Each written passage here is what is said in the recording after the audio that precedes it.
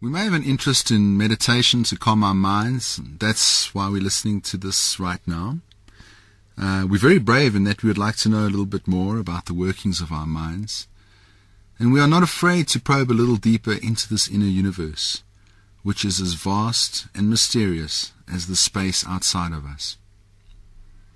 We are preparing to embark on a journey that's not too popular with many people. Most of us have travelled to other places and countries. A few privileged few have left our atmosphere and have gazed at our little blue planet from there. But the vast galaxies of our minds remain open and unexplored. Aha! You thought that perhaps we were just going to relax, to space out. Well, that's not what meditation is. Here are a few words to try and explain what meditation really is. Training, strengthening, exploring, insight, concentration, calm abiding, observing, following, developing, and so on. I can't meditate, is the common saying with those who are afraid of their minds and themselves. On some silent retreats, beginners often find it so difficult to remain silent just for a few hours. Their minds are so used to constant distraction and stimulation. But what is behind the grimy surface of these agitations? Is the journey into the mind the key to our own happiness and well-being? Well, where else can it be? Maybe we have tried to find it in money, in people, in places, stimulants and intoxication, in our jobs, in so many things that the magazine and television gurus have led us to believe.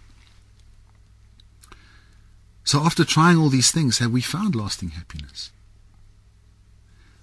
Are we able to just truly relax and keep our minds still even for a few moments without engaging in a long and disturbing story?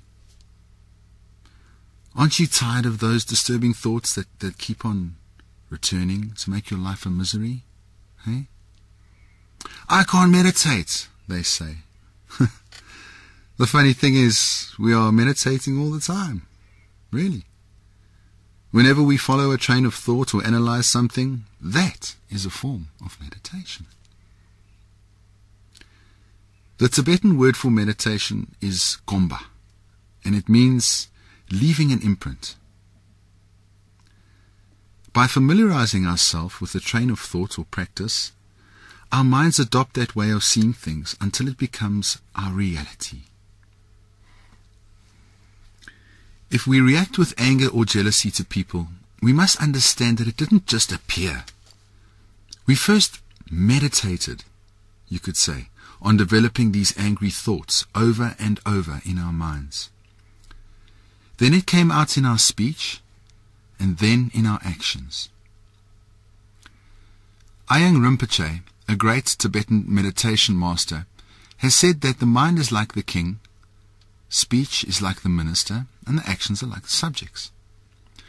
So then, isn't it about time that we learned how to tame this wild horse that could destroy our lives and others' lives in an instant? Have we been lost out on the ocean of our minds, being beaten constantly by the waves of destructive emotions? You are very, very fortunate to have come to a place in your life where you have decided that meditation could work for you. Most meditation traditions believe that your interest in this subject is a result of your great deeds in being kind to yourself and to others.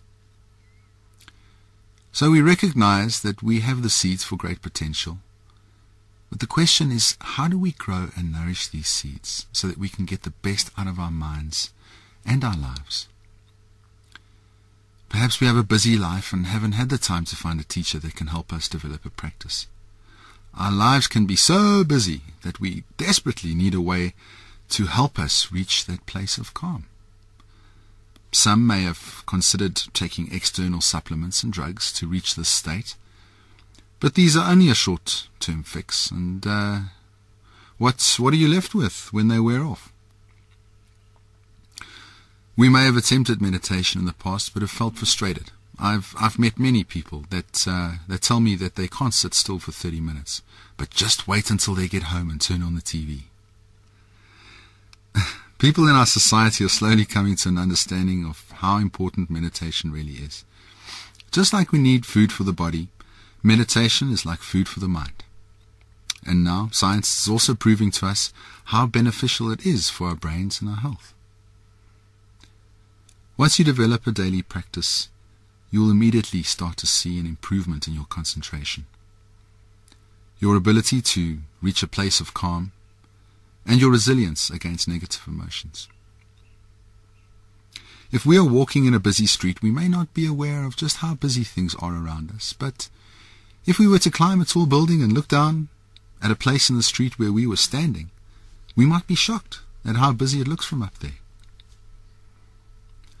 Often when people sit for the first time, they complain that their minds are just too busy, and it can be scary, to see just how out of control our minds are.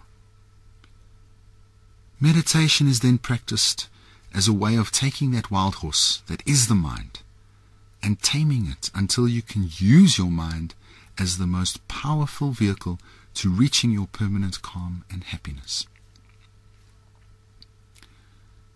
When meditators go away for a few days to a center or a temple, we say that they are on a retreat. Perhaps a better term would be to go on an advance. A retreat implies that we are running away from the world, which is incorrect. Instead, we are engaging with ourselves and our reactions to the world. Being quiet and still is the only way for us to see where our problems are coming from. Before we sit down on the cushion, a bench, or the chair, we must understand that we need to be living a moral life.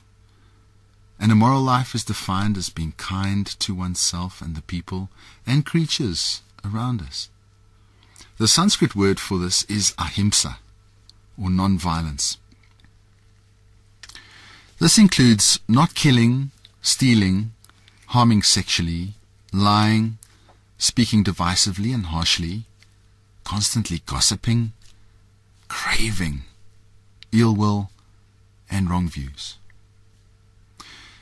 We need to ensure that we are doing our best to always protect life, honor property, be as faithful to our partners as we can, always be truthful, and when we talk, we do so gently and meaningfully, with the aim of bringing people together. We need to be happy when we see others get something nice, and when they get hurt or lose out, we need to be there to help them.